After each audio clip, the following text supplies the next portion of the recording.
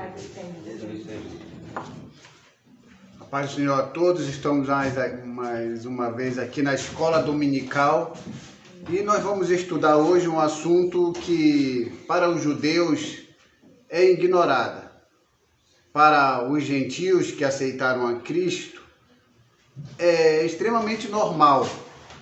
Hoje nós vamos saber sobre os fatos sobre Jesus, o Messias.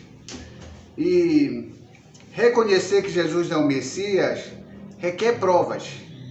Os judeus dizem que Jesus não é o Messias porque todos os que se manifestaram no Antigo Testamento, eles sempre se manifestaram com espada, com batalhas, com guerras, e sempre tirou o povo do meio do povo que estava oprimindo o povo de Israel, para que aí então aquele libertador se destacasse. Então a promessa de que aquele que sentaria no trono de Davi viria e libertaria o povo de Israel da escravidão. Tinha um povo opressor, Deus levantava um libertador e aquele povo, que era o povo escolhido de Deus, o povo de Israel, era liberto.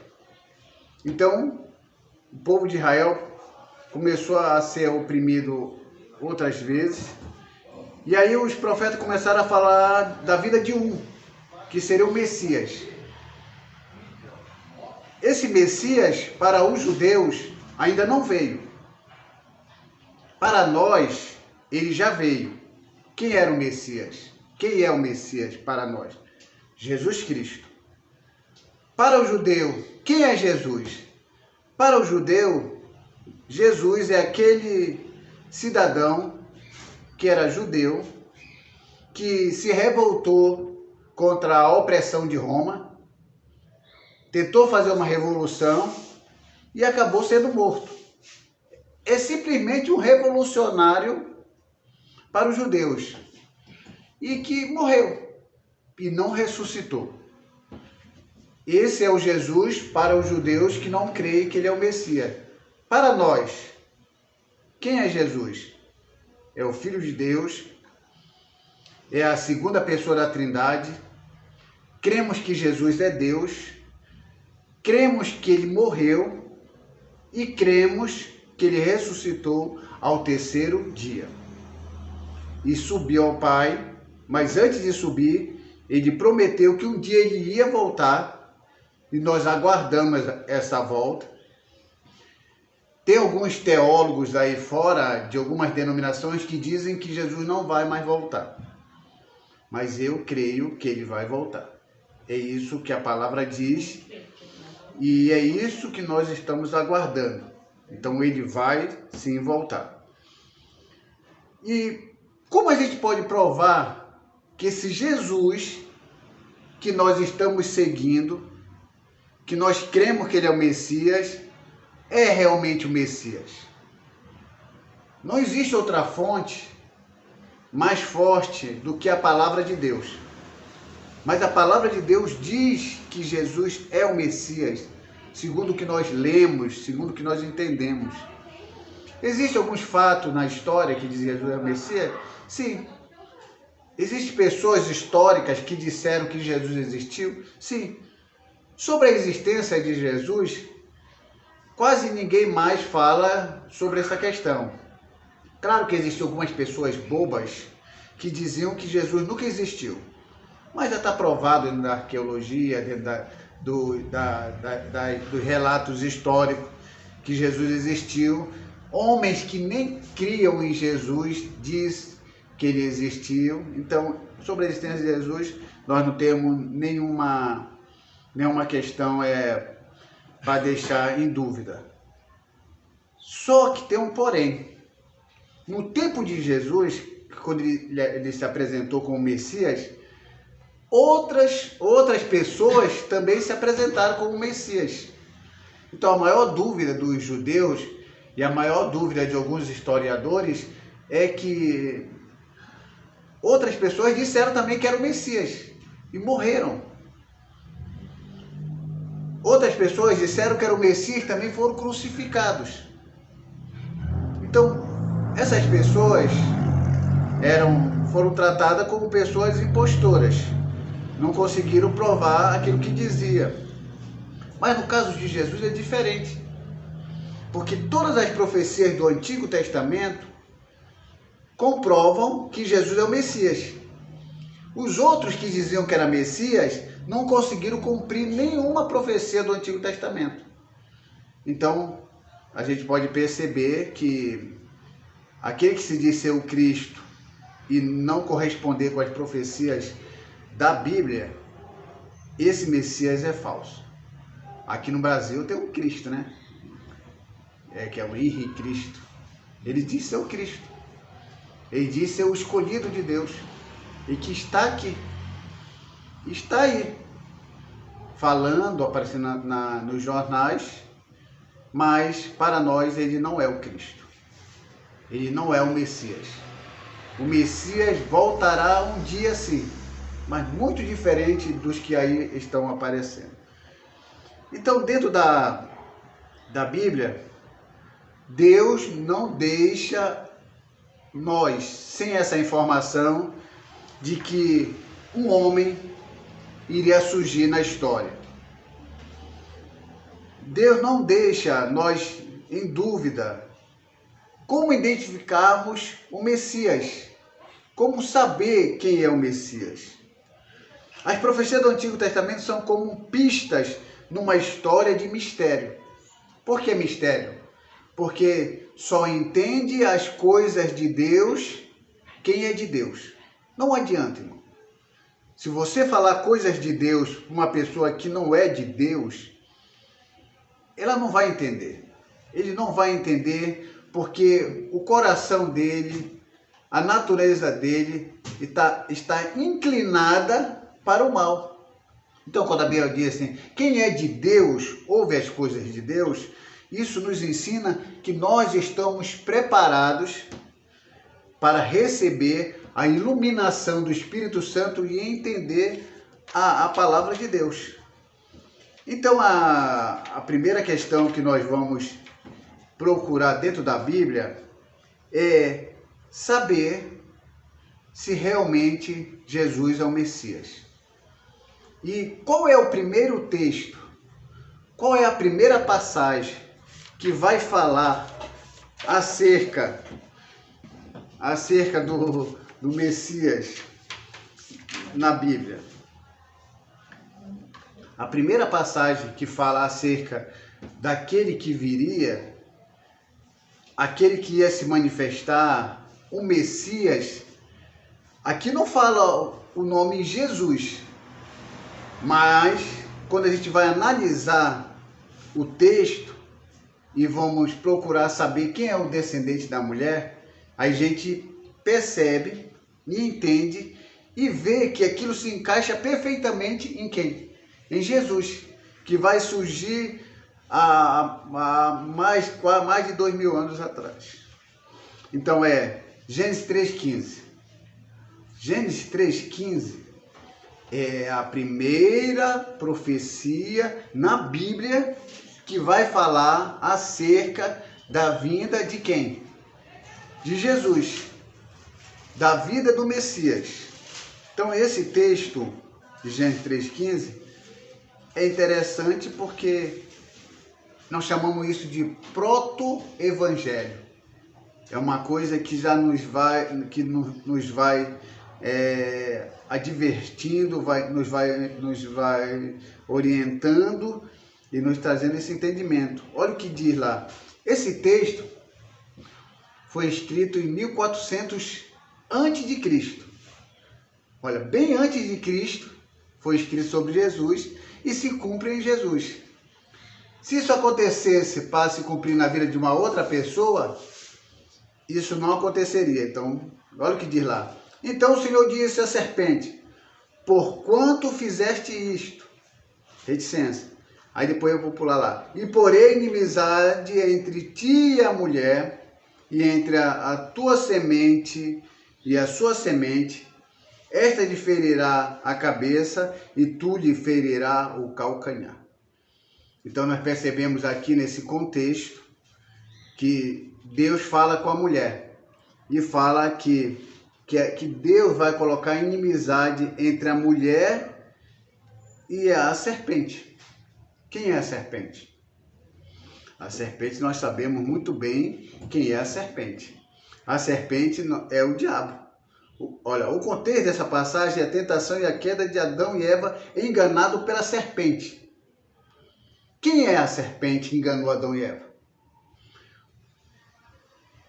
Apocalipse capítulo 12, versículo 9. Apocalipse capítulo 20, versículo 2. Lá vai ser identificado quem é a serpente. Lá diz que é a antiga serpente, que é o diabo ou Satanás. Essa é a antiga serpente, é aquela mesma que fez com que Adão e Eva pecassem contra Deus. Porque a proposta da serpente era o quê? Que eles não iriam morrer e que eles seriam iguais a Deus. Deus chega para Adão e Eva e diz: olha, vocês não podem comer do fruto. O dia que vocês comerem do fruto, vocês morrerão. Temos duas palavras, uma palavra de Deus e uma palavra da serpente. Qual foi que Adão e Eva escolheu? A palavra de Deus ou a palavra da serpente? Escolheram a palavra da serpente. Por quê? Porque todo ser humano tem uma incompletude na sua vida. Se ele tem 1 milhão, ele quer 2 milhões. Se tem um par de sapato, quer 2 pares de sapato. Se tem uma casa, quer 2 casas. O ser humano não fica contente com o que tem. Sempre quer mais e mais e mais e mais. Quando Deus diz para Adão e Eva: olha, o dia que vocês comerem, vocês vão morrer. E a serpente diz: não. O que Deus disse não é isso. Vocês não vão morrer. Pelo contrário, vocês vão ser iguais a Deus, conhecedores do bem e do mal. Então a serpente dá algo mais. Cuidado, o mundo é desse jeito. O mundo vê para você e aquilo que você tem como sendo pouco para você. Então ele oferece um pouquinho mais. Esse um pouquinho mais que o mundo oferece é exatamente para te derrubar. Deus só falou assim: olha, o dia que vocês comerem, vocês vão morrer. A serpente fala, além da serpente dizer que eles não iam morrer, ainda acrescentou um pouquinho mais: vocês vão ser iguais a Deus. E a serpente mentiu? Ela mentiu assim, só no sentido de ser meia verdade. Adão e Eva comeu o fruto, eles morreram? Espiritualmente, sim. Fisicamente, não, naquele momento. Então Deus nunca mentiu quando disse que eles iam morrer. Adão e Eva, você já chegar perto de uma árvore e arrancar uma folha? Quando você arranca uma folha de uma árvore, ela continua verdinha, continua viva. Só que você deixa ela num canto, com o passar do tempo, aquela folha que está desligada da árvore, ela começa a murchar, ficando desgastada até que ela se acaba. O Adão e Eva foi exatamente isso. Quando eles pecam, ainda estão verdinhos ainda. Foram como tirados da árvore. Mas conforme passando o tempo, eles conheceram o que nós chamamos de salário do pecado. Qual é o salário do pecado? A morte. Porque o salário do pecado é a morte. E o dom gratuito de Deus é a vida eterna. Há duas situações. Você morre, porque esse é o salário do pecado. E esse salário do pecado é tão forte que não depende de você ser fiel ou não fiel. Se ora muito, se ora pouco, se jejua ou não jejua pouco, todos nós morreremos. Paulo morreu, os profetas morreram, Moisés morreu, todos morreram. e eram pessoas de Deus por causa do pecado. Mas depois da morte vem um dom gratuito de Deus. Dom é presente, gratuito de Deus é a vida eterna. Então, quando você morre, você não deixou de existir. Você continua existindo, mas numa vida diferente. A vida que você vive agora é uma vida terrena. Quando você morre, você vai para uma outra vida, que não é uma vida mais terrena, mas é uma vida espiritual e eterna em Cristo. E é bom a gente ir para o outro lado tendo esse suporte, esse apoio que é em Cristo. Então o próprio Deus disse que porém a inimizade entre a mulher, entre a sua semente e a sua semente. Então, a semente da mulher, ia ter inimizade entre a mulher e a serpente, e entre a semente da mulher também, e a semente da serpente. Então, todos nós somos o quê? Viemos de Adão e Eva. Somos a semente da mulher. E também tem a semente também da serpente. A semente da serpente é todos que seguem a serpente. Não exatamente as pessoas, porque a semente e os descendentes realmente da serpente são todos os demônios, os anjos decaídos, que seguiram a Lúcifer, ou seguiram o diabo, Satanás, quando ele se rebelou e uma terça parte dos anjos vieram com ele. Esses daí são os descendentes da serpente. Só que tem um porém, que quando Deus coloca inimizade entre a semente da mulher e a semente da serpente, Deus fala que da semente da mulher, Deus vai levantar um que esmagará, que fala, este que esmagará a cabeça da serpente. Então, entre todos os escolhidos, todos que descendem da mulher, toda a semente da mulher, Deus tira um que fala, este que esmagará a cabeça da serpente. Porém, essa mesma serpente vai morder o calcanhar desse descendente da mulher, que é Jesus. Então, antes de Jesus esmagar a cabeça da serpente vai ferir o calcanhar. Então, ferir vem tanto pelo hebraico como esmagar. A gente deve reconhecer que um calcanhar ferido é menos prejuízo do que uma cabeça esmagada.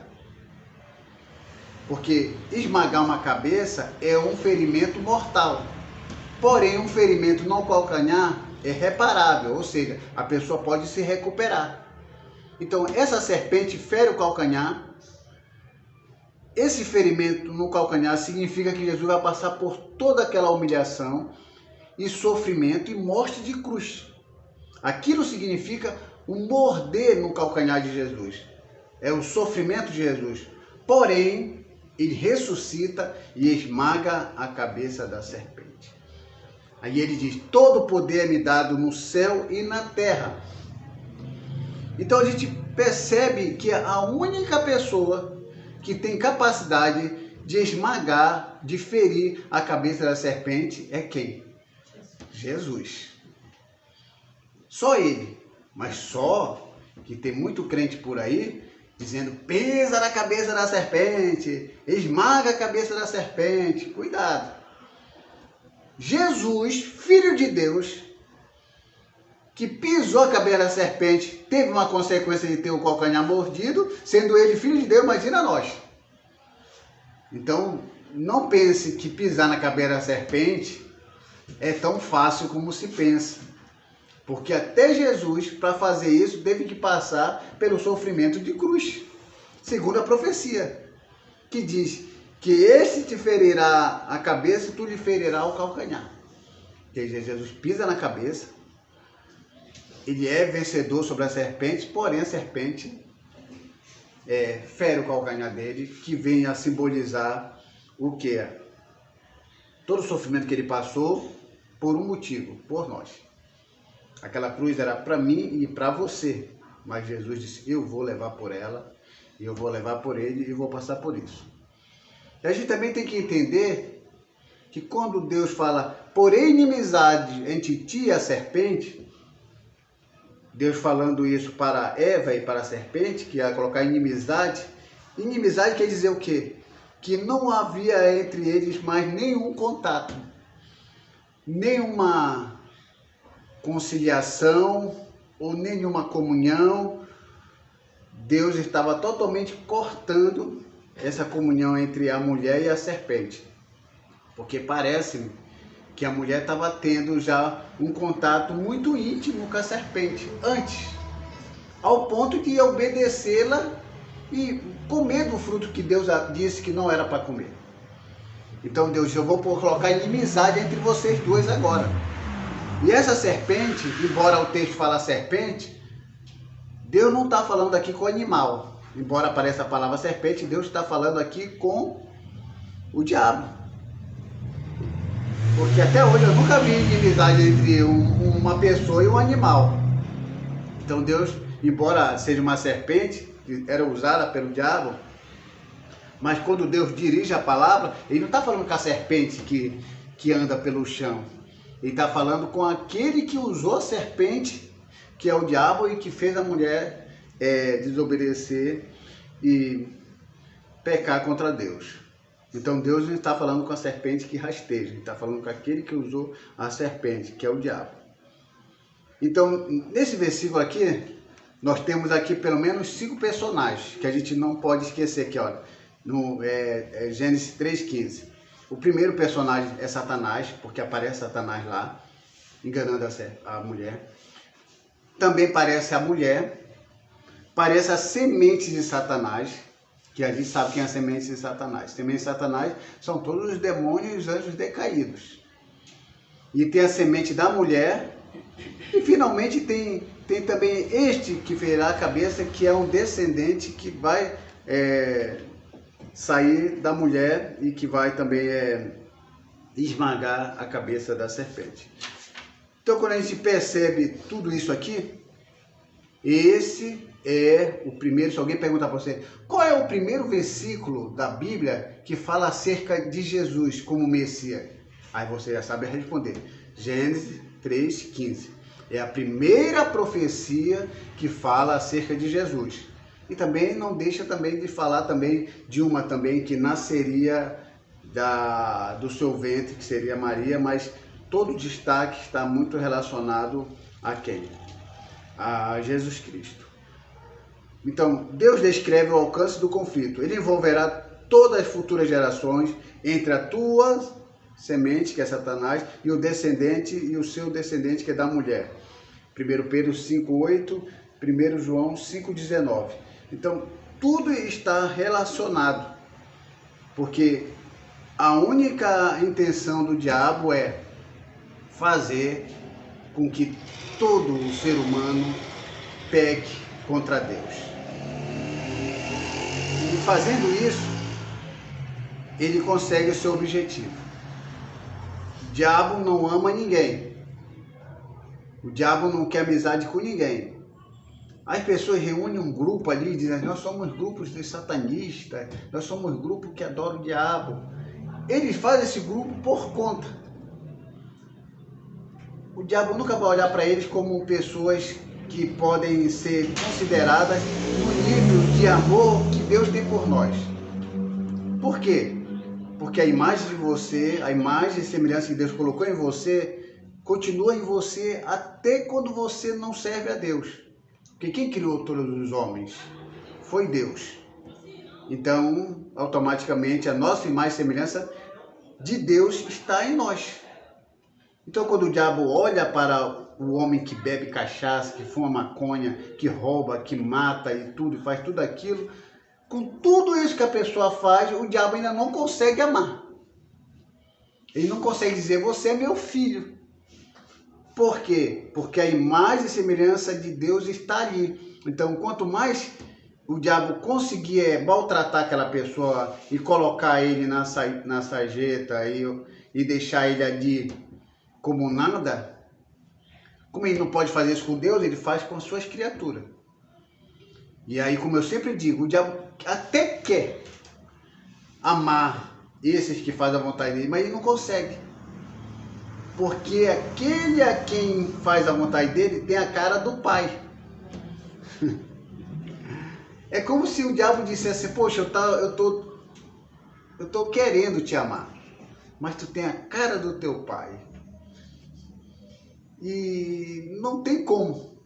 Eu sei que você faz a minha vontade, você bebe cachaça, você fuma maconha, você se prostitui, você mata, você rouba. Você às vezes, alguém diz que você é pior do que eu. Mas eu não consigo te amar com tudo isso. Porque enquanto tiver a imagem e semelhança de Deus, em ti você é a cara do seu pai. É por esse motivo que as pessoas sofrem na mão do diabo. Porque ele não consegue fazer nada contra Deus, então ele faz contra as suas criaturas. Então, a semente da mulher vem exatamente para destruir as obras do diabo.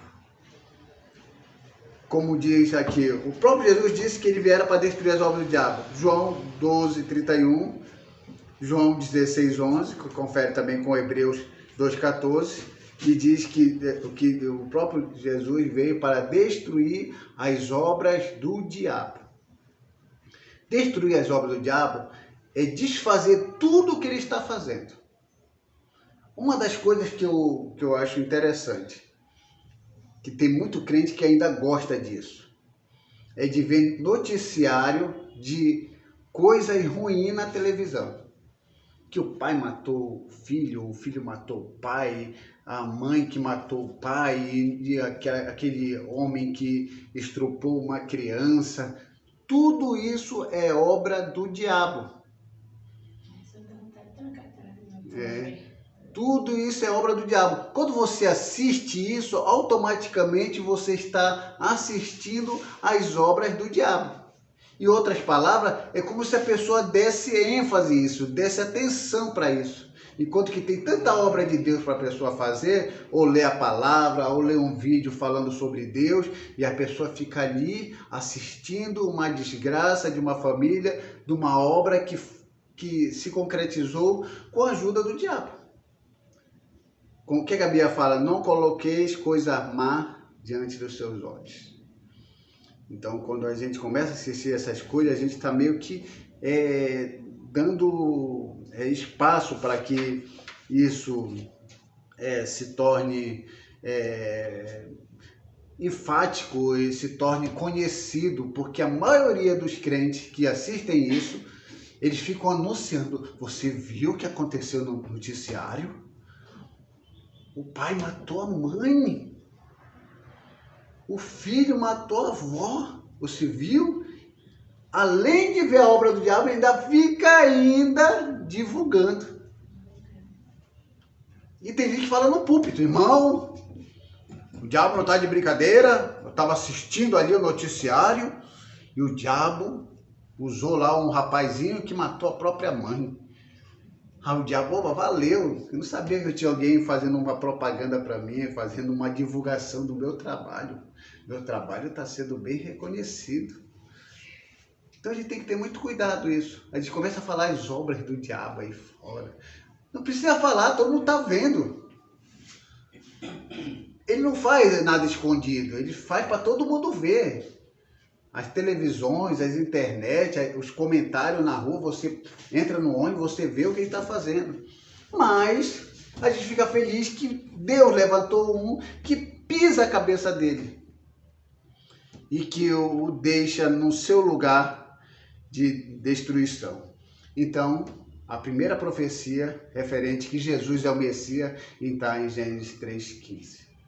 E porém inimizade entre ti e a mulher e sobre seu descendente, e aquele ferirá a cabeça e ele ferirá o calcanhar. É uma profecia de 1400 antes de Cristo. Como é que se cumpre assim? Como é que Jesus ia fazer de tudo para isso se cumprir? É impossível. Tem que ser muito de Deus. Como é que alguém vai dizer assim, poxa, eu vou morrer, vou sofrer e depois vou ser crucificado e vou ressuscitar? Quem consegue cumprir uma profecia dessa se Deus não tiver aí? Então é por esse motivo e por outros motivos que Jesus é Deus. Jesus é Deus. Há muitas pessoas que dizem, não, ele não é Deus, ele é Filho de Deus. Filho de Deus no sentido único. Que, quando nós falamos no sentido único, é que é aquele que não conheceu morte, aquele que não tem pecado, aquele que foi tentado em tudo, e aquele que está na mesma essência, na mesma substância de Deus. Nós somos filhos de Deus em sentidos de por adoção. E temos filhos por criação. Eu sempre falo para os irmãos, não ficar chamando as pessoas de criatura lá fora. Porque o que é uma criatura? Se a gente falar só criatura, vai ficar na posição de um cachorro, de um porco, um ser irracional que não pensa. Criatura é porco. Agora, se for no sentido geral, todos nós somos criatura. Até quem serve a Deus, quem não serve a Deus. Porque criatura vem de algo que foi criado. Mas quando a gente pega o sentido de criatura para diminuir a pessoa, olha, você não é filho de Deus. Você é só criatura. Você só vai ser filho de Deus quando você aceitar Jesus. Isso é bobagem. Quando Adão e Eva pecam contra Deus, não, antes deles pecarem, eles eram filhos de Deus, sim ou não? Sim. Quando eles pecam, eles deixam de ser filhos de Deus? Não. Continuam sendo filhos de Deus, mas filhos por criação. Então, o que acontece? Quando uma pessoa está no mundo, ele bebe, fuma, ele é filho de Deus por criação. Porque quem criou aquela pessoa foi Deus. Então ele é filho por criação. E nós? Somos filhos por criação? Sim, somos filhos por criação e com um degrau a mais. Qual é o degrau a mais que nós chamamos de degrau especial? Que a Bíblia fala, e todos quanto o receberam, deu-lhes o poder de serem chamados filhos de Deus. Então, quando nós aceitamos Jesus, nós passamos de filho de criação para um degrau a mais, filho por adoção. Então, quem não aceitou Jesus é filho, mas por criação. E nós somos filhos por criação e adoção, um pouquinho a mais. Porque quando você chama assim, você não é filho de Deus, você é uma criatura, você está chamando a pessoa de cachorro, chamando de irracional. Qualquer pessoa se ofende. Como é que você diz que eu sou criatura, só você é filho de Deus? É por esse motivo que tem muita gente que não aceitou o evangelho por causa dessas bobagens. Porque algum pastor ensinou aí, olha, vocês são filhos, os lá de fora são só criatura. É porco agora? É cavalo? É galinha agora? Não. A gente tem que respeitar o próximo e entender que todo mundo foi criado por Deus. Agora, o privilégio é ouvir o evangelho, o privilégio é colocar Deus no coração e aceitar Jesus como Messias, para receber a salvação e a adoção como filho. É o que está escrito e é isso que nós vamos seguir. Tem um outro texto também que é também de 1400 antes de Cristo, que se encontra lá em Gênesis capítulo 12, versículo 3 e o versículo 22 e 18. Que lá a gente vai saber, vocês já viram falar em Abraão? Já, né? Abraão. Então, de Abraão, Deus vai levantar um descendente que vai abençoar todas as nações. E esse descendente, ele é tão abençoado que ele vem abrangendo tanto Abraão, Isaac e Jacó. Quem é o descendente de Abraão, de Isaac e Jacó, que irá finalmente abençoar todas as nações? Então, o descendente que nasce lá de Abraão, ele se destaca e vai ser bênção para todas as nações.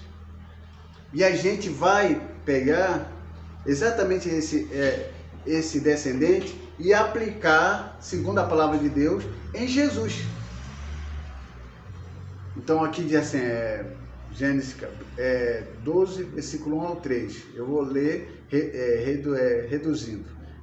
E disse o Senhor a Abrão, reticência, de ti farei uma grande nação, e te abençoarei, e te engrandecerei o nome. Se tu uma bênção, reticência, em ti serão benditas todas as famílias da terra. Então, todos que estivessem ligados a Abraão seriam abençoados e seriam benditas as famílias da terra. E Gênesis 22, 18 diz o seguinte, em tua semente serão benditas todas as nações da terra. Então, uma semente que vai sair de Abraão, que iria ser o canal de bênção para todas as nações. Então, Qual é o contexto dessa passagem? Em Gênesis 12, Deus ordenou a Abraão que saísse da sua terra e viajasse para a terra que mostrarei.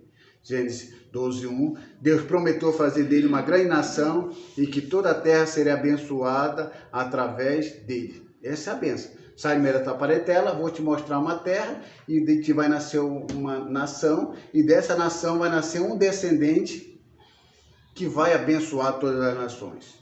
Segundo a profecia em Gênesis 12, sabemos pela história que ela foi literalmente cumprida. Por quê? Deus fez Abraão uma grande nação. Isso não aconteceu? Deus fez. Que Abraão fez uma grande nação, que é a nação judaica. Deus abençoou Abraão abundantemente. Deus engrandeceu o nome dele. Por que engrandeceu o nome de Abraão? Porque o nome de Abraão é respeitado pelos judeus, pelos muçulmanos e pelos cristãos. Então Deus honrou o nome dele, então isso é verdade.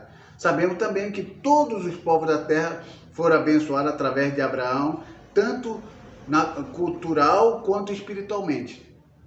Por que espiritualmente? Porque nós temos ideia de Jesus porque Jesus foi judeu e aceitamos todos os ensinamentos do Antigo Testamento, que é uma contribuição para a nossa vida espiritual que Deus revelou a Moisés. E também tem a parte tecnológica, porque o povo de Israel é um povo abençoado. Tentaram fazer guerra contra eles, mas sem sucesso, porque é um povo abençoado. O que é que diz a Bíblia? Abençoarei os que te abençoarem e amaldiçoarei os que te amaldiçoarem. É uma promessa de Deus a Abraão sobre a nação. Então, quando meu pai pede para a gente orar pela nação de Israel, tem umas pessoas que são contra, e a gente não está olhando aqui dos extremistas, não. Estamos falando do povo de Israel, daquele povo que Deus prometeu que seria um canal de bênção. Então, a gente não vai amaldiçoar Israel, porque quem amaldiçoa Israel é amaldiçoado. Quem abençoa Israel é abençoado. Então, é uma promessa que Deus entregou a Abraão e foi passar a seu descendente, então a gente tem que ter muito cuidado e orar realmente por Israel. Agora, cabe a Deus fazer o que é para se fazer. Isso que é importante. Então a gente começa a entender que aquele que vem de Abraão, o descendente dele, que vai abençoar nações, alguém pode dizer, será que não é Josué? Josué? Não faz muito sentido ser Josué, porque Josué não tem nada a ver com sendo o descendente de Abraão, nem Moisés, porque Moisés a gente vai ver uma outra situação, que é um profeta semelhante a ele, então não tem nada a ver. É Isaac? Não, porque esse descendente que vem para abençoar as nações é o Deus de Abraão, Isaac e Jacó. Então está incluído Isaac e Jacó, então não pode ser nem Isaac e Jacó, esse descendente que vai aparecer. Segundo alguns judeus, diz que esse descendente de Abraão é o Messias. Só que eles não querem dizer que é Jesus, mas nós sabemos que esse descendente de Abraão é o Messias prometido. É aquele realmente que vai abençoar. E todos aqueles que se ligarem, todos aqueles que entenderem realmente que Jesus é o Messias, é o descendente de Abraão, eles vão ser abençoados. E não tem outro nome, que possa se encaixar tão perfeitamente para que possa trazer essa ligação entre Jesus e uma outra pessoa. Tenta colocar, sendo um descendente de Abraão, outra pessoa além de Jesus. Eu não consigo colocar outra pessoa como sendo canal de bênção para a nação, além de Jesus. Olha, como lá, o apóstolo Mateus colocou no início do seu livro esta importante afirmação: livro da genealogia de Jesus, Cristo, filho de Davi e filho de Abraão. Mateus capítulo 1, versículo 1. Até na genealogia lá de Mateus, fala da genealogia de Jesus, Cristo, filho de Davi e filho de Abraão, ligando Jesus a Abraão, afirmando que ele é sim aquele descendente que foi prometido há 1400 anos antes de Cristo, que ele seria esse escolhido. Genealogia, você sabe o que é genealogia? Genealogia é o registro dos antepassados de alguém. O que aconteceu com nossos parentes lá, porque aqui no Brasil não tem muito esse costume de registrar, mas no povo de Israel, tudo que acontecia com os avós, tataravós, era registrado. Então esse registro de pessoas que já faleceram é chamado de genealogia, porque alguém vai saber quem foi o meu avô e meu tataravô. E eu nem sei quem foi o meu tataravô, você sabe, pai? A gente não tem essa cultura, né? A gente não tem fotos, eu não tenho fotos do meu tataravô, do bisavô, não sei quem é, não sei o nome. E a nossa cultura, ela não preserva isso, mas o povo de Israel preservava isso. Fulano gerou fulano, ciclano gerou e até chegar em Jesus. Chamamos de genealogia para dizer que aquela pessoa faz parte daquela família e daquela geração. É por isso que aqui quando fala lá a genealogia de Jesus, Cristo, filho de Davi, filho de Abraão, quer dizer, que vem trazendo, vem traçando de quem ele faz parte. E aí, dentro disso aqui também comprova que Jesus é aquele descendente de Abraão que vai abençoar as nações. E isso aí está bem claro, não há como negar isso. Como diz aqui em Gálatas, capítulo 3, versículo 8 e 9. Eu vou ler aqui para vocês. Ora, tendo as Escrituras previsto que Deus justificaria pela fé. Fé em quem? No Messias. Os gentios. Pronunciou o evangelho a Abraão. E em ti, em ti, nos descendentes de Abraão, serão benditas todos os povos, de modo que os de fé são abençoados com crentes Abraão. Você vê que o Novo Testamento, em Gálatas, capítulo 3, versículo 9, indica de que o descendente de Abraão, aquele que foi prometido há 1400 anos de Cristo, seria o Cristo, seria Jesus o esperado, seria aquele realmente que nós estamos aguardando. E aí a gente vai aguardar, porque isso vai acontecer, ele vai se manifestar, e essas profecias é bom a gente entender, porque a gente tem respaldo bíblico para dizer que esse Jesus que nós servimos, ele é o Messias. Se você falar para o judeu, ele vai falar, não, você está errada. Esse Jesus aí não é o Messias, não. O Messias nós ainda estamos esperando. E um dia ele vai aparecer.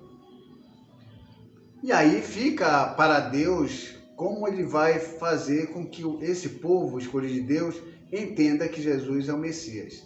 Segundo a escatologia que mais se divulga aqui, é que na grande tribulação, quando o povo de Israel estiver sendo perseguido, estiver acurralados, dizem, dentro dessa escatologia, que Jesus virá nas nuvens com poder e grande glória e todo olho o verá para o povo judeu. E o povo judeu vai ver que aquele a quem eles crucificaram é o Messias prometido. E aí eles lamentarão e chorarão.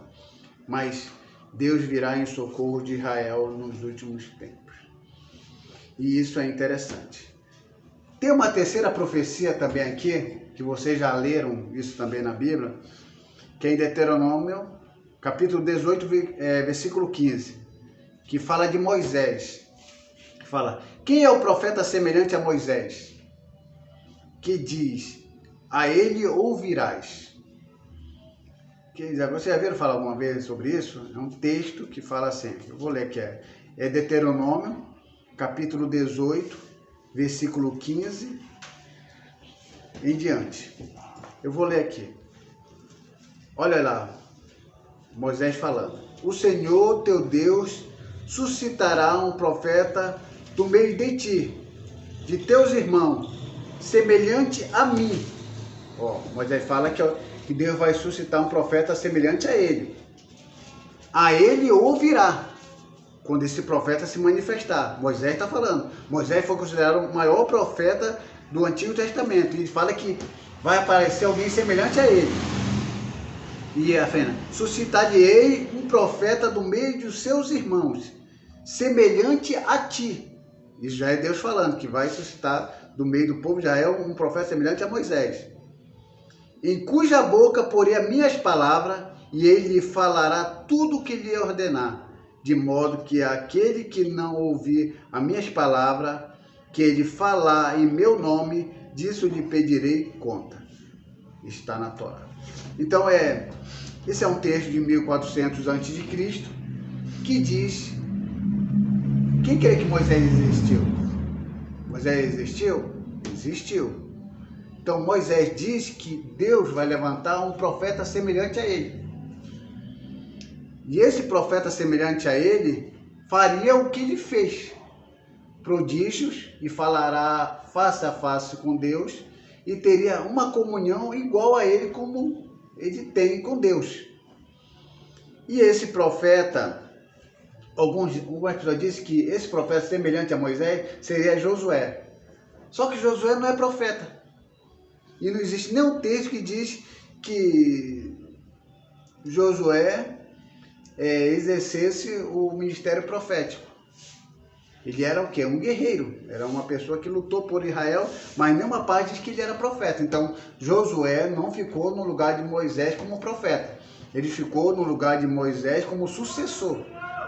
Deus sepulta Moisés, que até hoje ninguém sabe onde ele foi sepultado, e aí Josué fica no lugar dele como sucessor para dar continuidade à conquista das terras, porém não profeta. E também, lá em Deuteronômio 34:10, diz assim: nunca mais se levantou em Israel profeta algum como Moisés. Está em Deuteronômio 34:10. Quer dizer, que quando Moisés foi sepultado, ou seja, ele morreu e Deus sepultou, ninguém naquele tempo, lá em Israel, se levantou para ser igual a ele. Então, nem Ezequiel, nem Jeremias, nem Isaías, nenhum desses profetas foi semelhante a Moisés. Homem de coragem, né? É um homem de coragem, homem de atitude, homem de Deus, totalmente consagrado a Deus, homem que tinha uma comunhão com Deus. Quem falava mal dele acabava tendo umas consequências, porque ele tinha uma comunhão com Deus e ninguém mexia. Esse era o verdadeiro ungido de Deus. Então ele diz que esse homem de coragem, como a senhora falou, Deus ia levantar alguém parecido com ele. Quem seria parecido com Moisés? Aí alguém pode falar: não, mas foi João Batista? Não, João Batista também não, porque quando lá perguntaram para João Batista se ele seria o Deus, o profeta, o próprio João Batista disse que não. Então nós temos várias situações aqui para comprovar que Jesus é esse profeta semelhante a Moisés, que teria essa mesma autoridade, esse poder e essa mesma posição. Então aqui, pensa um pouco: um profeta semelhante a Moisés seria um personagem único em Israel? Porque este profeta semelhante a Moisés seria considerado uma referência ao Messias vindouro? Primeiro, é um fato que a nação de Israel, através de toda a sua história, não aplicou a nenhum profeta essas palavras específicas. Isso não quer dizer que um dos rabinos não tentasse aplicá-la a um profeta favorito, mas não pode ser negado que a nação de Israel como um todo jamais reconheceu qualquer profeta do Antigo Testamento como semelhante a Moisés. Ninguém do Antigo Testamento é semelhante a Moisés. E isso, como eu li para vocês em Deuteronômio 34:10, que ninguém se levantou para ser igual a Moisés. Então, está descartado algum personagem do Antigo Testamento que possa ficar no lugar de Moisés como sendo aquele que seria semelhante a ele. Então, a gente descarta o Antigo Testamento, aí a gente vai para o Novo Testamento. E outra coisa também. Quando se fala desse descendente semelhante a Moisés, está no singular. É uma pessoa só, não é várias pessoas. Claro que no Antigo Testamento, no Novo Testamento, apareceu vários profetas, mas o profeta que é semelhante a Moisés é um. Moisés era um, então se levanta um e semelhante a ele. Não é 2, nem 3, nem 4. Não, Johnny, isso é simbólico. Pode ser que seja Abraão, pode ser que seja Ezequiel, seja Isaías, Jeremias, quem sabe até João Batista. Não. Moisés é um, certo ou errado? Certo. E alguém é semelhante a ele? Um também. Então é no singular. Então a gente vai aguardar isso acontecer. Até a vinda de Jesus, ninguém foi superior a Moisés. Ó, até a vinda de Jesus, ninguém foi superior a Moisés. Enquanto Jesus não veio, quem era superior? Moisés. Pois foi dito apenas de Moisés e de Jesus que eles conheciam o Senhor e falavam com ele. Então, quem falava com Deus face a face? A Bíblia fala que Moisés e Jesus. Eu sei que era bom. Hã? Eu sei que era bom. Ah, é bom, é uma experiência diferenciada dos outros. Porque quando Moisés meio que deu um pouco da sua inspiração para outros que profetizavam, e uns continuaram profetizando, até o próprio Moisés falou que oxalá que todos profetizassem, oxalá que todos tivessem o mesmo espírito que eles tivessem, porque algumas pessoas ficaram incomodadas. Moisés, o senhor quer que a gente vá lá e cale a boca deles? Eles estão ainda continuando profetizando, ainda estão continuando falando, não pararam. Moisés, você está com ciúme de mim? Oxalá que todo mundo tivesse o que eu tenho, o que eu sinto, o que eu sou. Porque aí então, se todos tivessem o que eu tenho, eu poderia sair e ninguém faria bobagem. Mas como todo mundo é dependente da inspiração que eu tenho e ninguém tem o que eu tenho, se eu sair um pouquinho, o povo se desvia. O povo faz coisa errada. E foi o que aconteceu. Enquanto ele subiu lá no monte, passou um tempo lá, o que o povo fez aqui embaixo? Um bezerro de ouro. Fez um bezerro de ouro. Povo independente da inspiração de Moisés. Tem muita gente aqui na igreja, às vezes, que é assim. É dependendo da inspiração do professor, independente da inspiração do pastor. Se o pastor não estiver perto, se o pastor não aconselhar, se o pastor não falar algo, se Deus não usar aquele pastor, eu estou perdida, eu estou perdido. Dependente da inspiração daquela pessoa. Ah, se aquela irmã de oração não for lá na minha casa orar comigo, eu não sei não, eu acho que eu vou sair do caminho do Senhor. Dependente da oração. Ah, mas se eu não ligar para aquela irmã e ela não falar uma palavra boa para mim, se não vê uma profecia da parte dela, estará tudo acabado. Por quê? Dependência da inspiração de outro. Então Moisés, como a profecia fala que dele, Deus levantaria um semelhante a ele, então ele tinha uma inspiração que era dele e que alguém seria levantado semelhante a ele. Então, segundo isso, aponta a profecia para quem? Para Jesus. Quem seria semelhante a Moisés? Jesus. Quem era superior a Moisés antes de Jesus? Ninguém. Ninguém era superior a Moisés. Moisés estava num patamar tão elevado de santidade que se o povo judeu hoje soubesse aonde ele foi sepultado, ele seria idolatrado. Então, o que é que Deus faz? Deus o sepulta. Até hoje ninguém sabe onde é a sepultura de Moisés. Até o próprio diabo queria saber. E o anjo lá, Miguel, fala, Deus te repreenda. Então, o próprio diabo quer saber. Porque sabe que era um nome de um personagem que se destacava. E dentro da profecia em relação ao Messias, esse que é o que se destaca, esse que Deus oculta, esse que tem uma inspiração que queria que todo mundo tivesse, Deus diz que igual a ele alguém iria ser levantado. Quem? Quem seria semelhante a Moisés? Jesus. Então, essa é uma profecia referente a Jesus, 1400 anos antes de Jesus aparecer. João Batista foi confundido também como sendo um grande profeta. Chegaram, tu és profeta? Quando perguntaram para João Batista se ele seria o profeta, o próprio João Batista disse, eu não sou. Então, João Batista descartou quando o povo disse que seria aquele profeta que seria levantado há muitos anos, quando se disse que algum profeta seria levantado semelhante a Moisés. E esse profeta, para ser semelhante a Moisés, só se encaixa em quem? Em Jesus. E não há outro que se possa conhecer. Só que uma coisa vocês vão achar interessante. A gente sabe que Josué, embora tenha ficado no lugar de Moisés, como sucessor de Moisés, ele não pode ser o profeta semelhante a Moisés, né? Isso está claro? Porque Josué não era profeta, Josué era um guerreiro. Então não pode ser encaixado Josué como estando no lugar de Moisés, como sendo semelhante a ele.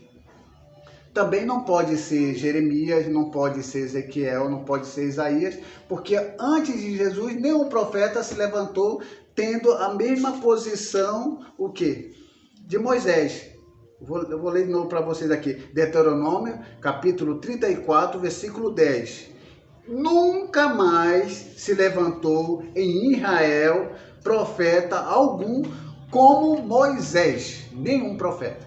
Então quer dizer que antes de Jesus, nenhum profeta, nem Isaías, nem Jeremias, nem Ezequiel, nenhum daqueles profetas foram maior do que Moisés. Então, o que ia se levantar realmente estava para o futuro. Aí, no Antigo Testamento, nós já descartamos, procuramos algum profeta que fosse semelhante a Moisés, nós não encontramos. Agora, a gente vai para o Novo Testamento. No Novo Testamento, um dos profetas que se destaca muito e foi chamado por Jesus de um grande profeta é João Batista. Mas só que em João, capítulo 1, versículo 21, interrogaram João Batista e disseram assim: és tu o profeta? E João Batista responde o quê? Não. Não sou. Então, descartamos. Porém, a gente vai conseguir aqui uma prova de que quem é esse profeta? Que o povo tanto estava esperando, porque o povo tinha conhecimento que esse profeta semelhante a Moisés ia aparecer um dia.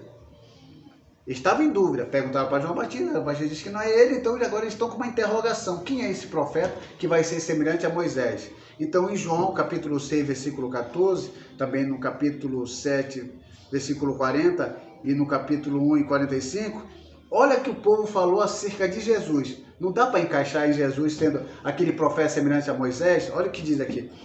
Este é verdadeiramente o profeta que devia vir ao mundo, e achamos aquele de quem Moisés escreveu. E o povo estava falando referente a Jesus. Então essa profecia lá do Antigo Testamento de um profeta semelhante a Moisés se cumpre em Jesus. Essa é a terceira profecia que vai se encaixar dizendo que Jesus é o Messias prometido. E não há dúvida disso, porque o texto é bem claro. Qual foi a evidência que persuadiu o povo nos dias de Jesus de que ele era o profeta especial, semelhante a Moisés? Segundo Deus dissera, poderia outro senão o Messias ser digno de ser considerado como aquele semelhante a Moisés? Então a gente começa a perceber que entre Moisés e Jesus há uma semelhança muito grande. Qual é a primeira semelhança entre Moisés e Jesus? Um grande fundador de religião. Moisés fundou a religião de Israel. E Jesus fundou, digamos assim, ele foi o fundador e o salvador da religião cristã. Então, o cristianismo surgiu por causa de Jesus. Também Moisés foi um grande revelador de Deus.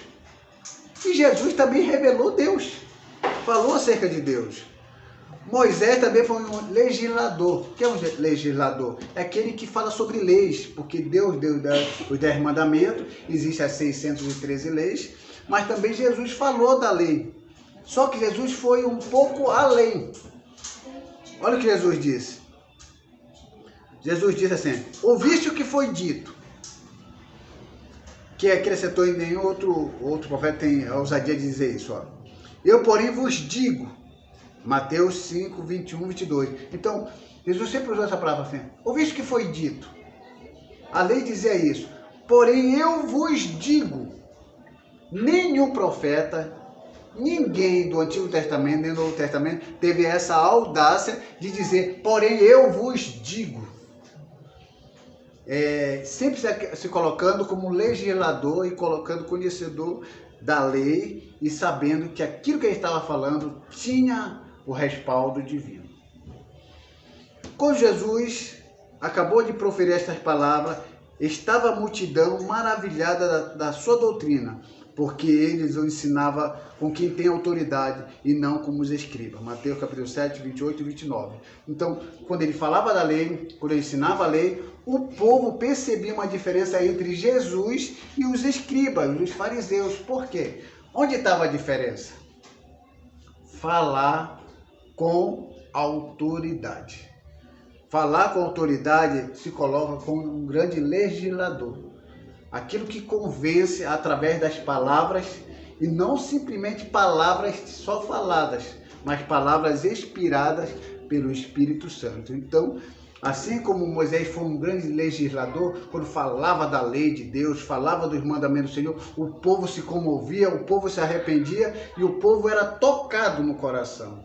Quando Jesus falava, era a mesma coisa. Mas qualquer um fala.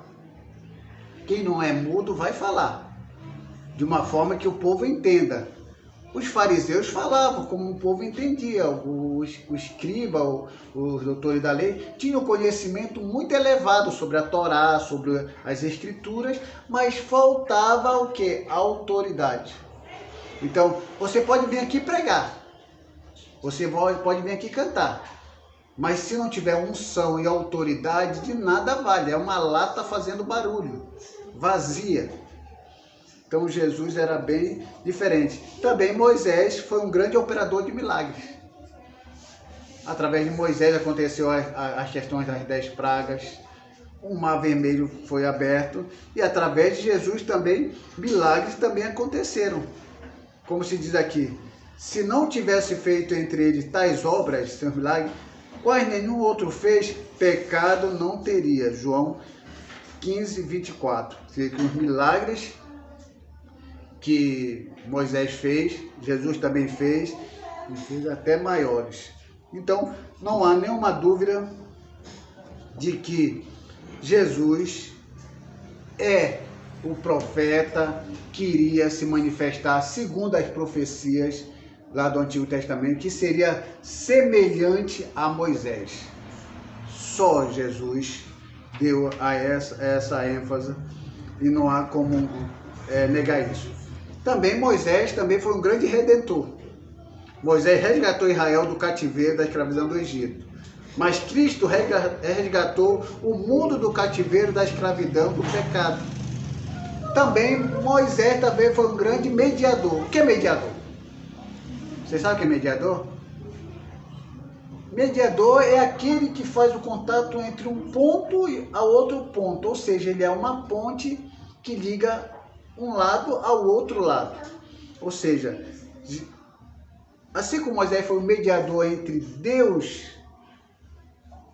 e os homens, ou seja, os homens queriam saber algo de Deus, Moisés era essa ponte que fazia com que o povo, através dele, tivesse o contato com Deus. Porque o mediador, os perfeitos mediadores no Antigo Testamento, vocês sabem qual os perfeitos mediadores no Antigo Testamento? Quem é que sabe? Os perfeitos mediadores no Antigo Testamento. Profeta, sacerdote e rei. Esses seriam os perfeitos mediadores no Antigo Testamento. Só que Cristo reúne em si esses três ofícios, sendo Cristo profeta, Cristo sacerdote e Cristo rei. Como Cristo profeta, ele iluminava as nações. Como Cristo rei, ele governava sobre as nações. E como Cristo sacerdote, ele entregava a si pelas nações. Então, Cristo é o perfeito mediador entre Deus e os homens. Não tem negócio de Santo Antônio, não tem negócio de São Miguel, é outro santo que possa interceder por nós e ser nossos mediadores. Só Jesus é o único mediador. Só ele que vai falar acerca do que é para se falar. Outra coisa, Moisés era semelhante ao Messias, porque disseram que de Moisés ia surgir um que era semelhante a ele, né? Então, Moisés estava dizendo que outro profeta seria levantado que seria semelhante a ele. Então, Moisés é semelhante ao Messias. E quem é o Messias? Jesus. Moisés será semelhante ao Messias, mas Jesus era o Messias. Ele disse isso ao povo comum e às autoridades, tais como os sumos sacerdotes judeus. Eu sei, respondeu a mulher, que há de vir o Messias, chamado Cristo. Quando ele vier, nos anunciará todas as coisas e disse-lhe, eu sou o que falo contigo. João, capítulo 4, versículo 25 e 26. Quando Jesus fala com a mulher samaritana e ela fala da vinda desse que seria semelhante a Moisés, e Jesus fala, eu sou o que fala contigo. Aleluia. Então ele coloca-se realmente naquela posição de que aquele semelhante a Moisés era ele. Outro texto diz assim, és tu o Cristo, Filho de Deus, bendito. Jesus respondeu, eu sou. Marcos capítulo 14, versículo 61, 62. Então todas as afirmações que as pessoas dizem, você é o Cristo, Jesus falou, eu sou o Cristo.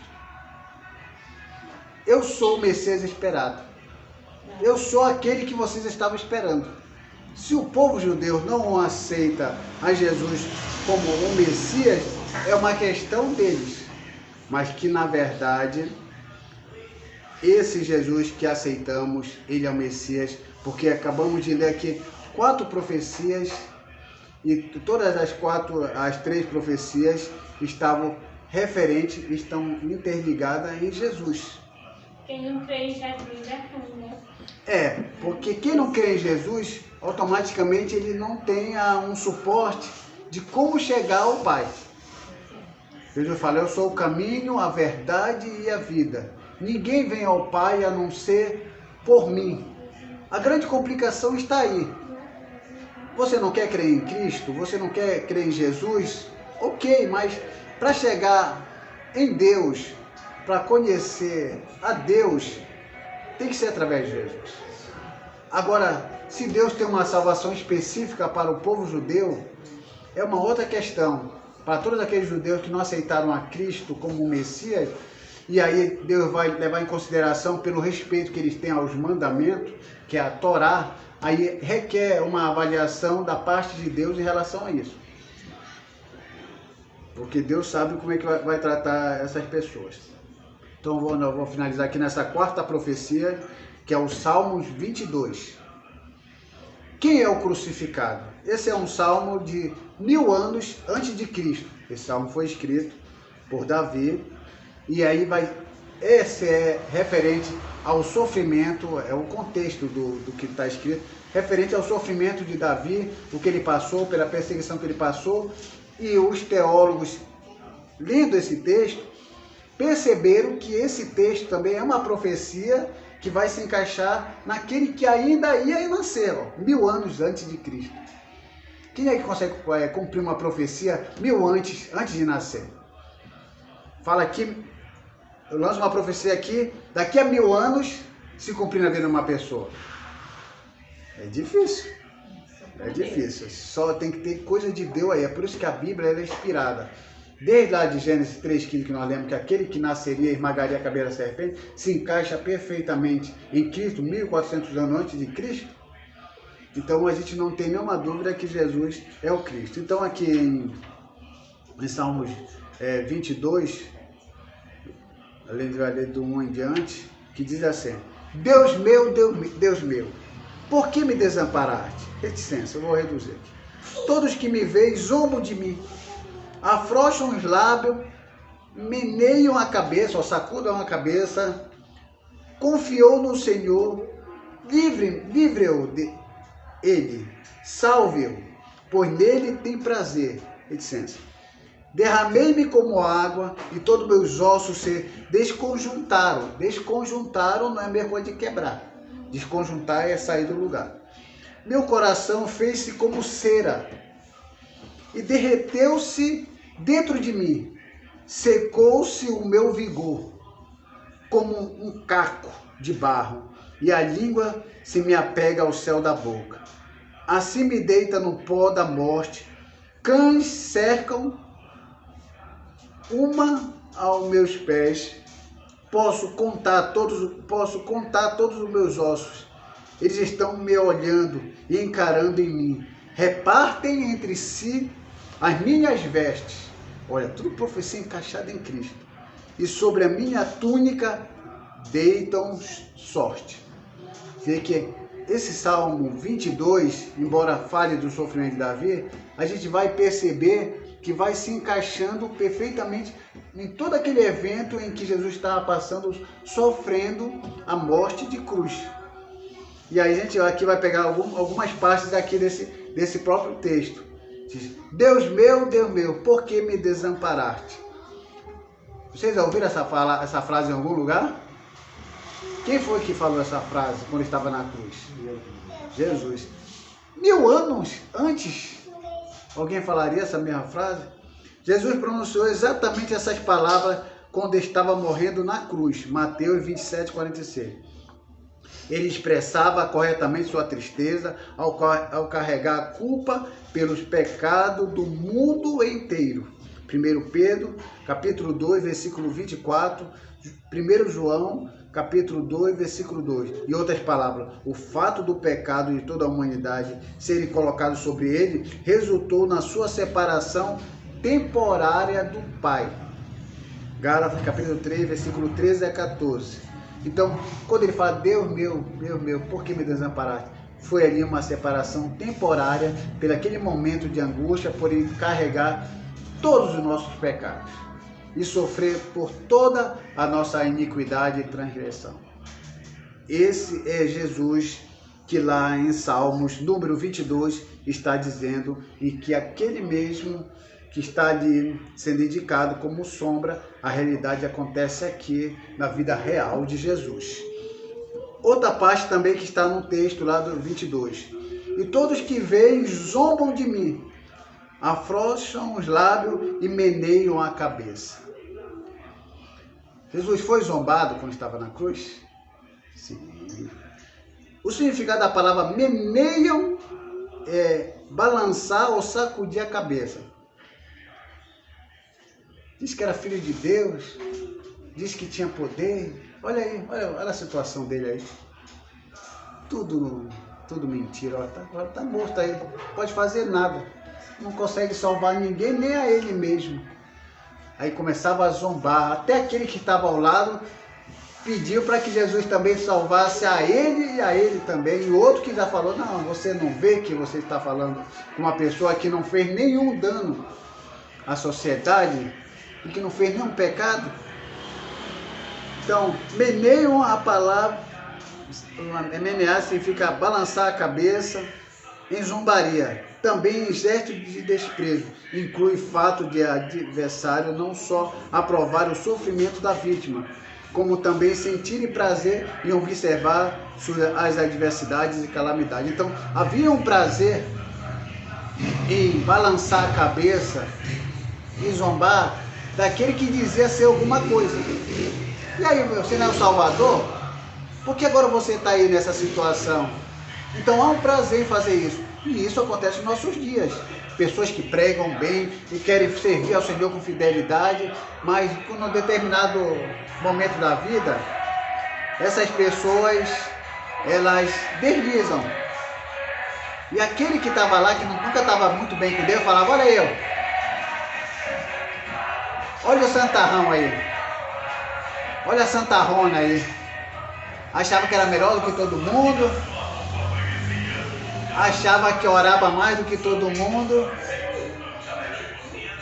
E agora tá aí a situação dele. Olha a situação dela. Achava que era melhorzona. Olha, essa menina quando cantava, achava que era um passarinho, um canarinho. Agora tá de cabeça baixa ali, ó. Tem crente que sente prazer na queda do outro. Tem crente que sente prazer na caída do outro. Olha, pregava bem aí, olha. Ensinava bem, olha como tá aí, tá de lado aí. Sente prazer. Então, quando eles balançavam a cabeça vendo o Cristo na cruz, havia um prazer ali, ó. Dizia que era o Salvador. Tem deles que é pior do que o ímpio. Sim, pior do que ímpio. Tem crente que é pior do que ímpio. E os piores do que ímpio é aqueles que não cuidam dos seus e nega a fé.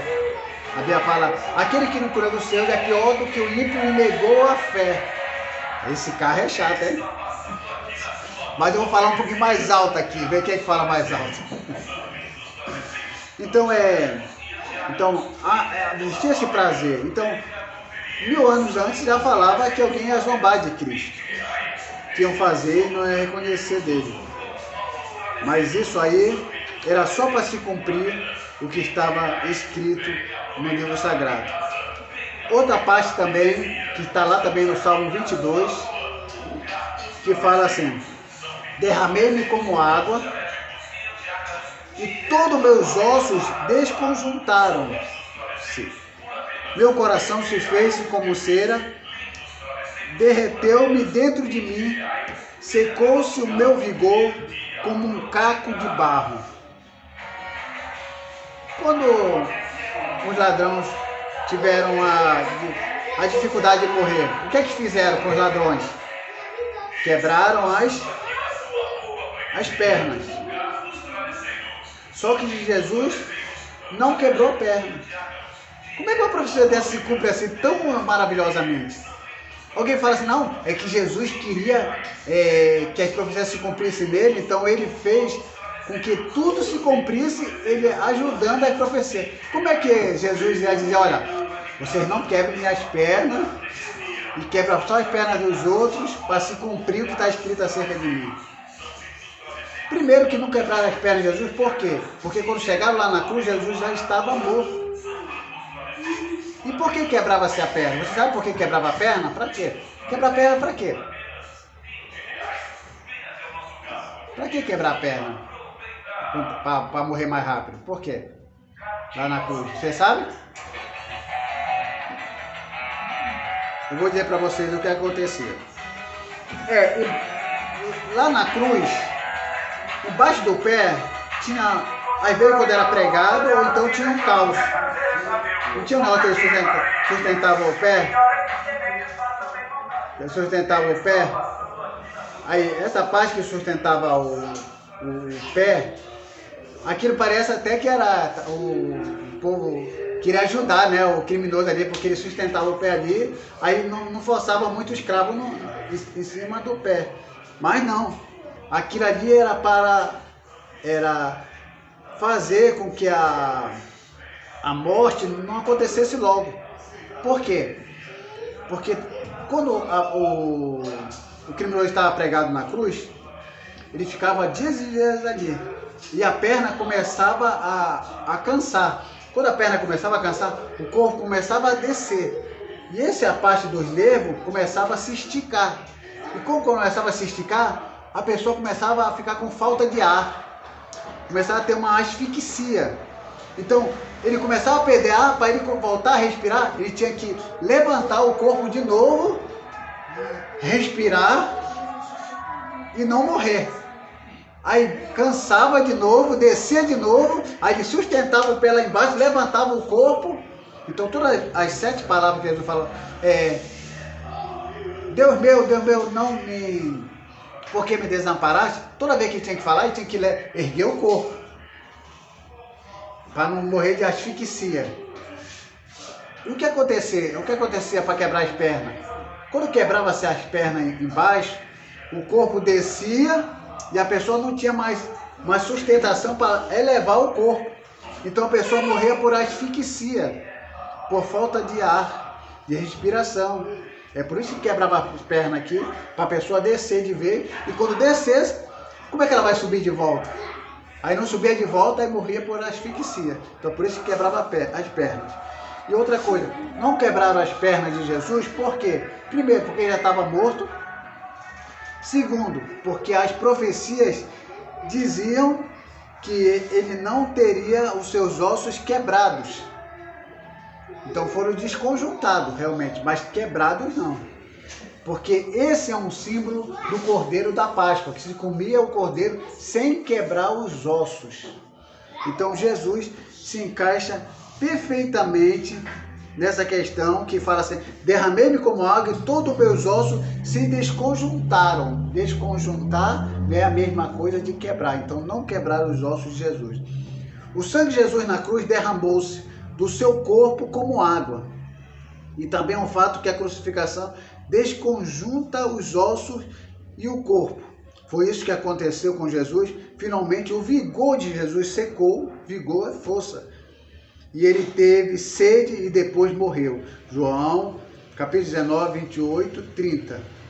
Quando o sangue e a água saíram do lado traspassado de Jesus, João 19, 34, essa foi uma prova médica de que o seu coração havia literalmente arrebentado, cumprindo a palavra de Davi. Meu coração fez-se como cera, derreteu-se dentro de mim. Salmos 22, 14.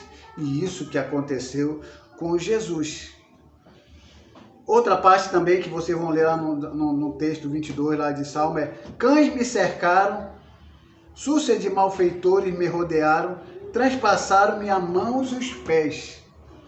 Isso aconteceu com Jesus? Foi transpassado as mãos e os pés. Jesus foi também rodeado por pessoas que o odiavam, zombavam dele e se alegravam em vê-lo sofrer e morrer. Conforme disse Davi, transpassaram as mãos e os pés dele quando o pregaram na cruz. João, capítulo 19, versículo 15 a 18. Então a mão dele, os pés dele foi transpassado. Não há como não encaixar esse Salmos 22 em Jesus. Não há como dizer que essa profecia não se cumpriu em Jesus. Não sei como essas pessoas não conseguem entender que Jesus é o Messias prometido. E começam a pegar, não, porque foi Davi que falou. Sim, Davi falou, inspirado pelo Espírito Santo, indicando para o Messias. Mas o povo insiste em dizer que foi só palavras de Davi. Irmão, e o ladrão que pediu para Jesus ter compaixão dele na cruz. Sim. Ficava lá também. Né? Sim, aquele, porque assim, um começa a zombar de Jesus, o outro diz assim, Senhor, lembra-te de mim quando entrarem no teu reino. E Jesus diz, hoje mesmo estará comigo no teu reino.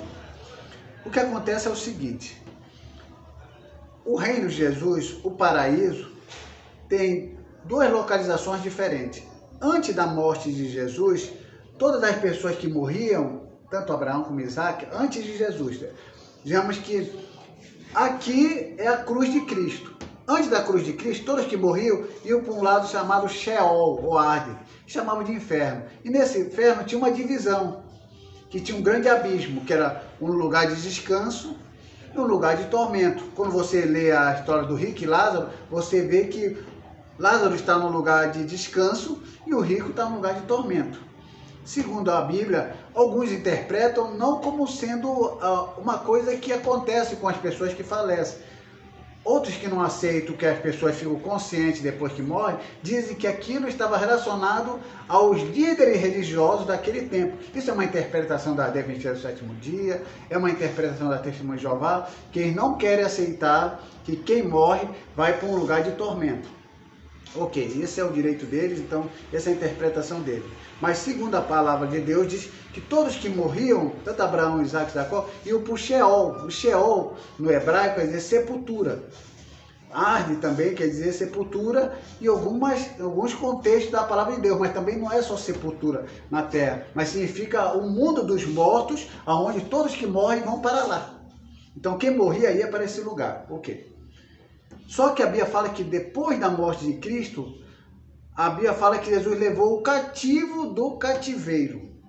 Ou seja, que ele desceu às profundezas do inferno e tirou aquelas pessoas que estavam ali, na parte de baixo, e levou para um lugar que nós chamamos de paraíso na parte de cima. Levou o cativo do cativeiro. Então, modificou-se a parte geográfica da onde as pessoas iam quando morriam. Hoje em dia, quando nós morremos em Cristo, automaticamente a gente vai para um lugar e não fica mais naquele lugar onde ficava tanto o rico e o Lázaro.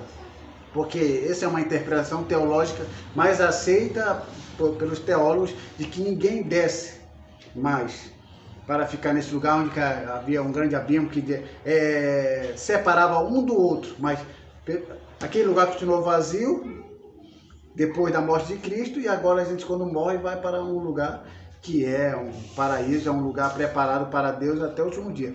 Agora, a grande questão é, como é que estão as pessoas agora? Estão sofrendo? Estão conscientes? Inconscientes? Testemunho de Jeová, a Adventista do Sétimo diz que todos que morrem agora estão inconscientes, ou seja, estão dormindo e não sabem o que está acontecendo. Esse é o pensamento dos Adventistas e Testemunho de Jeová. O que é que eu penso? Eu não consigo ver que as pessoas estão dormindo, porque se eu estiver dormindo, como alguém pensa, o que é que eu vou fazer com aquele texto de Apocalipse capítulo 6, que diz ali: e eis que eu vi a alma dos que estavam abaixo do trono de Deus e clamavam de dia e de noite por justiça. Nunca vi clamar estando dormindo. Você já viu alguém falar estando dormindo? Só se é sonâmbulo. Mas nesse caso que eles estavam bem acordados. Então, é diferente aceitar uma pessoa inconsciente clamando. Salmos capítulo 6, só lê lá os Salmos, capítulo, não, Salmo não, Apocalipse capítulo 6 ali, e eu vi a alma daqueles que estavam abaixo do trono e clamavam. Quem clama não está dormindo, quem clama não está inconsciente, quem clama está sabendo o que está acontecendo. Então é difícil, mas tem o povo que aceita isso aí. Aí o que acontece? Por que eu sei disso? Porque a Bíblia fala. Eu estou certo ou estou errado? Não sei. A Bíblia está falando e é isso que eu entendo. A alma dos que estão clamando. Agora, aqueles que aceitam que estão dormindo, também tem essa ideia. Agora, sendo de um jeito ou de outro, o importante é sair desse mundo bem com Deus. Esse é o mais importante. Se você está dormindo, ou se você vai estar consciente ou inconsciente, para mim isso aí que menos importa. Eu só aceito, teologicamente falando, que quem morre não está dormindo inconsciente. Embora a morte seja um símbolo do sono, mas não literalmente na vida espiritual. Mas não vai fazer diferença nenhuma. O importante é morrer em Cristo. Se morrer em Cristo está dormindo, amém. Se morrer em Cristo está consciente, amém também. O importante é ser salvo. Esse que é o mais importante. Fica nessa briguinha boba aí. Ah, não, é consciente, inconsciente. Você é meu inimigo, agora somos inimigos. A sua igreja vai para o inferno, vai para o céu, a sua é falsa, a minha é verdadeira. Essa briga entre os crentes aí faz com que uma briga interna, faz com que esse povo se enfraqueça em relação ao inimigo externo. É por isso que o diabo está vencendo aí. Tem muita igreja aí que não tem mais nada de Deus. Tem igreja que usa o nome de Deus, mas não tem nada de Deus. Tem o nome do Deus Mamon, porque é uma briga tão grande interna, que se enfraquece em relação ao inimigo externo. Quem é o inimigo externo? O diabo, que está vindo e está tendo espaço. Por causa dessas briguinhas bobas aí que eles estão fazendo aí. Então, aqui ó, para finalizar. Posso contar todos os meus ossos, eles me estão olhando e encarando em mim. Reparta entre si as minhas vestes. Parece que isso não se encaixa lá. E sobre a minha túnica deitam sorte. Isso não aconteceu com Jesus lá? Essa profecia de Salmo 22 se encaixa perfeitamente. Olha, enquanto agonizava na cruz, Jesus olhou para os soldados que o crucificaram e viu quando tiraram sorte sobre suas vestes. Os que afirmam que Jesus e os escritores do Evangelho planejaram e puseram em prática as profecias de Davi, devem responder como Jesus motivou e arranjou para que os soldados fizessem isso. Como ele impediu os soldados de quebrarem os seus ossos. Uma prática romana comum. Jesus foi o único dos 3 crucificados cujas pernas não foram quebradas. Veja lá em Salmos 34, 20. Além do mais, ele foi o único a quem transpassaram o lado, com uma lança, cumprindo-se Zacarias capítulo 12, 10, não tendo também nenhum osso quebrado por ela. João capítulo 19, 31 ao 37. Então a gente percebe que essas 4 profecias que nós lemos, referente a Jesus, se cumprem perfeitamente em Jesus. Aí agora já estamos 10 e passamos um pouquinho do horário. A gente vai deixar as outras profecias que eu vou mostrar aqui para vocês. Então nós lemos, hoje nós falamos sobre a profecia. Quem é a semente, o descendente da mulher que esmagaria a cabeça da serpente? Nós já estudamos isso hoje. Nós também estudamos quem é o descendente de Abraão, Isaac e Jacó, que irá finalmente abençoar todas as nações. Estudamos isso também, apontando para Cristo. Também nós estudamos aqui a terceira profecia. Quem é o profeta semelhante a Moisés, de quem Deus diz a ele ouvirá? Conseguimos encaixar Jesus perfeitamente aí. E o quarto aqui. Quem é o crucificado? Que foi lá em Salmos 22. Também percebemos que essa profecia de 1000 anos se cumpre em Jesus. Para as próximas aulas, no domingo que vem, nós vamos ler quem é o menino que Deus terá um reino eterno. Um filho vos deu, será poderoso, Pai da eternidade, príncipe da paz. A gente vai ver que esse menino é Jesus. A gente vai ver quem foi transpassado e moído pelas nossas transgressões, sobre quem o Senhor fez cair a iniquidade de toda a humanidade, que está baseado lá em Isaías 53 também. Quem é o renovo justo e o rei sábio, que será chamado Senhor Justiça Nossa. Aí depois nós vamos ler ainda também quem é o ungido que será morto depois de 483 anos, que aí vai bater exatamente com Jesus. Aí quem é o eterno que reinará sobre Israel, nascido em Belém, Efrata. Tudo isso no Antigo Testamento que vai apontar para Jesus. E o último, quem é Jeová? Aquele a quem traspassaram, por quem Jerusalém e todas as nações de Israel irão plantear e chorar. Então nós hoje só estudamos 4 profecias referentes a Cristo. A gente vai pegar mais algumas profecias no próximo domingo e eu vou fazer para reduzir o máximo para a gente finalizar as profecias referentes a Jesus. Fatos sobre Jesus, provando que Jesus é o Messias prometido. Que Deus abençoe a todos e assim eu passo a posição aqui para o presidente da Igreja Primitiva Amor ao Próximo, Raimundo Damião.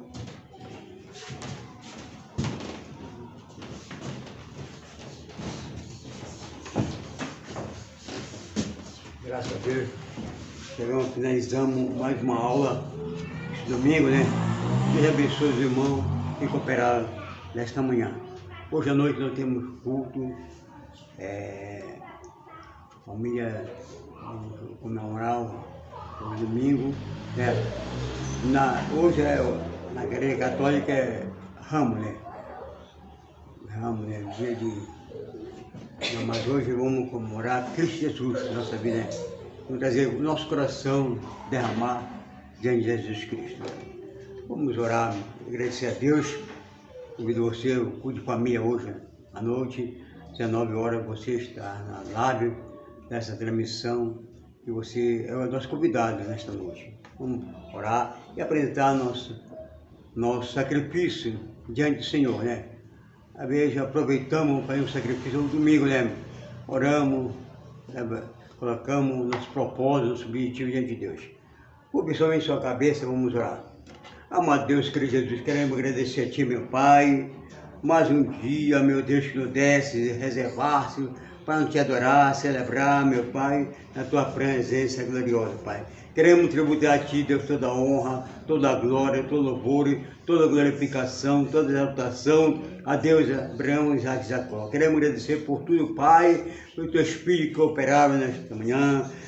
Irmão, prefeito Edivan, meu Pai, a Rebeca, sua esposa, as crianças, Pai, a irmã Nete, Pai Celestial, todos os irmãos, meu Pai, que estão operando nessa noite, que o Senhor possa abençoar maravilhosamente nessa noite, irmão Silvinho, Pai, esposa da irmã Nete. Deus, meu Pai, completa a obra, abençoe teu filho, Pai, nesta manhã, derrama tuas bênçãos, Pai. Queremos agradecer, Pai, recebe nosso junto, oramos suave, Dona Lina, holocausto santo, agrada a tua presença, Pai. Agradecemos e pedimos essas bênçãos, Jesus, que vive e reina eternamente para sempre. Amém e amém. Que Deus abençoe os irmãos nesta manhã. Receba a sua vitória, essa bênção. Domingo, estamos aqui novamente.